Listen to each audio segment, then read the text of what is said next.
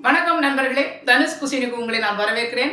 இன்னைக்கு இந்த வீடியோல பாசி பருப்பு பாயசம் எப்படி செய்யறதா இந்த வீடியோல பார்க்க போறோம். வாங்க வீடியோக்குள்ள போலாம். இப்போ நாங்க முதலாவது பாசி பருப்பை வறுத்து எடுத்துக்கலாம். இந்த மாதிரி ஒரு கனமான பாத்திரத்தை சூடு பண்ணிக்கோங்க. அதுல 200 கிராம் பாசி பருப்பு, அதாவது 1 கப்பு பாசி பருப்பு எடுத்திருக்கிறேன். இதை மிதமான சூட்டுல கைவிடாமல் வறுத்துக்கோங்க. கலர் மாறாத அளவுக்கு வாசனை வரும் வரைக்கும் ஒரு 4 அல்லது 5 நிமிஷம் வறுத்து எடுத்துக்கோங்க. இந்த மாதிரி வறுபட்டதுமே இப்போ நீங்க அடுப்பை அணைச்சிடலாம். இப்போ வறுத்து எடுத்த பாசிப்பருப்பை வேறொரு பாத்திரத்தில் மாற்றி சுத்தமாக கழுவி எடுத்துக்கலாம்.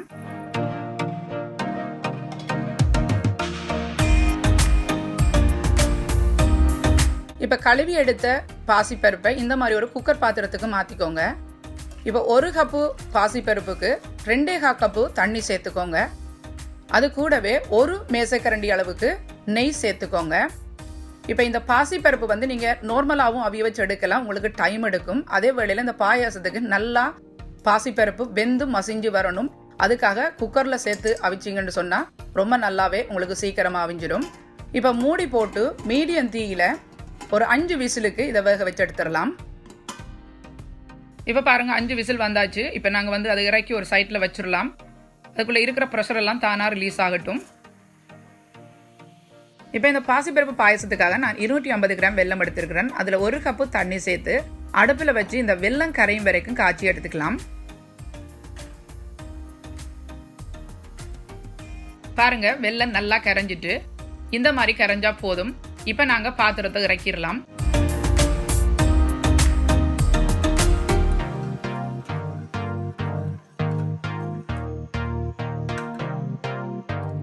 இப்போ நாங்கள் பருப்பை வச்ச பாத்திரத்தை திறந்து பார்க்கலாம்.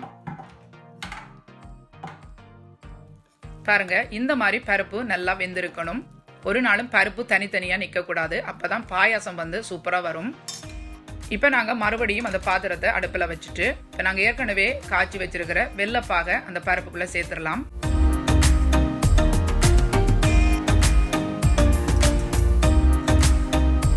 இப்போ இந்த பாயாசத்தில் நாங்கள் 1 சிட்டிகை உப்பு சேர்த்துக்கலாம். அப்போதான் இந்த பாயாசத்தில் சேர்ந்துருக்கிற இனிப்பை அது எடுத்து காட்டும். இப்போ இந்த தண்ணி கொஞ்சமாக இருக்கிற போதே நீங்கள் நல்லா பருப்பும் இந்த சர்க்கரை பாகும் நல்லா ஒன்றோடு ஒன்று சேர்ற வரைக்கும் நாங்கள் நல்லா மிக்ஸ் பண்ணி விட்டுக்கலாம். அடுப்பை நல்லா ஒட்ட குறைச்சி வச்சுக்கோங்க, அப்போ தான் அடி பிடிக்காமல் இருக்கும். பாருங்கள் பருப்பும் சர்க்கரையும் இந்த மாதிரி கரைஞ்சு நல்லா ஒன்றோடு ஒன்று சேர்ந்து வரணும். பாருங்கள் பாயாசம் இந்த மாதிரி தடிப்பாக இருக்கக்கூடாது. இப்போ இதில் 1 கப்பு தண்ணி சேர்த்து கலந்து விட்டுக்கலாம்.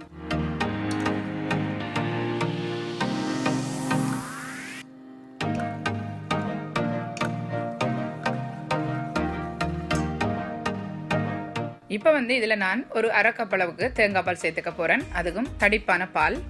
இப்போ இந்த தேங்காய் பால் எப்போவுமே நீங்கள் அடுப்பை அணைச்சதுக்கு அப்புறம் சேர்த்தா தான் நல்லது. அப்போ தான் பால் தெரியாமல் இருக்கும். இப்போ தேங்காய் பால் பாத்திரத்திலும் கொஞ்சம் தண்ணி விட்டு கழுவி அதில் விட்டுடலாம். பாருங்கள் இந்த மாதிரி நல்லா கலந்து விட்டுக்கோங்க. இப்போ இதில் ஒரு 3/4 டீஸ்பூன் அளவுக்கு ஏலக்காய் பவுடர் சேர்த்துக்கலாம். சேர்த்து இது எல்லாத்தையும் நல்லா கலந்து விட்டுக்கோங்க.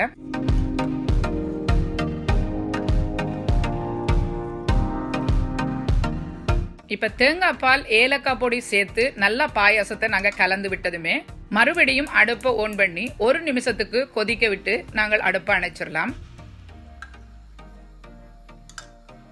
இந்த மாதிரி ஒரு சிறிய சட்டியை சூடு பண்ணி அதில் 1/2 மேசைக்கரண்டி நெய் சேர்த்து அதில் 30 கிராம் முந்திரி பருப்பு சேர்த்து வறுத்துக்கோங்க. அது கூடவே 15 கிராம் அளவுக்கு உலர் திராட்சை சேர்த்துக்கோங்க. இது ஒரு லைட் ப்ரௌனாக வறுபட்டு வந்ததுமே இப்போ இதில் 2 மேசைக்கரண்டி அளவுக்கு துருவின ட்ரை தேங்காய் பூ அதையும் இதில் சேர்த்து பொன்னிறமான கலர் வரும் வரைக்கும் அதை வறுத்து எடுத்துக்கோங்க.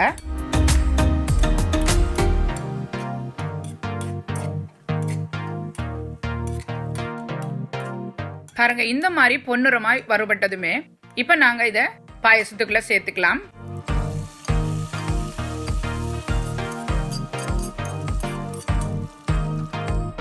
பாருங்க அந்த நெய் அந்த ஏலக்காய் எல்லாம் சூப்பரான ஒரு வாசனையை கொடுக்குது. இப்போ நாங்கள் இதை நல்லா கலந்து விட்டுட்டு இப்போ பாருங்க அருமையான சூப்பரான பாயசம் ரெடி ஆயிருச்சு. இப்போ நாங்கள் பரிமாறலாம்.